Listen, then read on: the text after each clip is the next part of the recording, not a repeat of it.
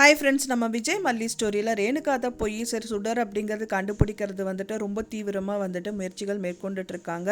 அதுக்கு முன்னாடியே வந்து சுடர் வந்து அந்த டெண்டரை கண்டிப்பாக அவங்க விஷயம் வந்து இருக்கணும்னு சொல்லிட்டு அவங்க ஒரு பக்கம் வந்துட்டு மேற்கொண்டுட்டு இருக்காங்க. இன்னொரு பக்கமாக வந்து பார்த்திங்கன்னா இந்த ராஜீவ் ரஞ்சிதாவும் வந்து பார்த்திங்க அப்படின்னா இந்த நிஷா கூட சேர்ந்துட்டு அவங்களும் வந்து பார்த்திங்கன்னா அவங்களோட மேனேஜரை வந்து ரொம்பவே வந்து 10 லட்ச ரூபா பணம் கையில் கொடுத்துட்டு அவங்கள வந்துட்டு எல்லா விஷயம் கக்க சொல்லி வந்து ட்ரை பண்ணாங்க. அதுக்கப்புறமா அவங்க மூலிமா இல்லாமல் வேற ஒரு லேடி மூலிமா வந்துட்டு ஆஃபீஸ் ஸ்டாஃப் மூலிமா அவர் வந்து டீல் பண்ணிட்டு இருந்தார்.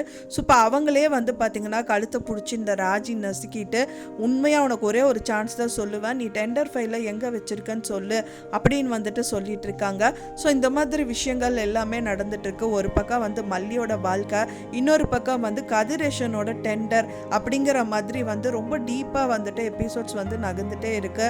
ஆனால் இதுக்கான சொல்யூஷனால என்ன அப்படின்னே தெரியல. ஒரே கல்லில் 2 மாங்க அடிப்பாங்களா, இல்லை வந்து எப்படி பண்ணுவாங்க, யாரு கண்டுபிடிப்பாங்க? ஸோ இந்த மாதிரி வந்து ஒரு சுவாரஸ்யமாக போயிட்டுருக்கு அப்படின்னே சொல்லலாம்.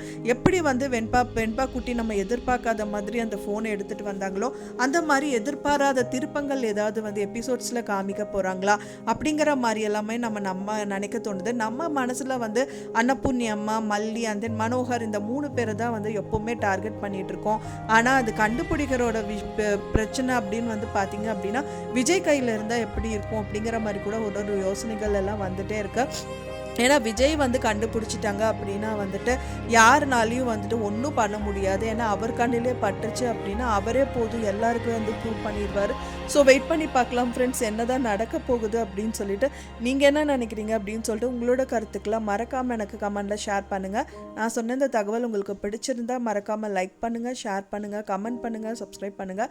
மேலும் இன்னொரு மல்லி சீரியல் அப்டேட்டோட நெக்ஸ்ட்டு மீட் பண்ணுறேன். தேங்க்ஸ் ஃபார் வாட்சிங் மை வீடியோ ஃப்ரெண்ட்ஸ். நெக்ஸ்ட் வீடியோவில் பார்க்கலாம்.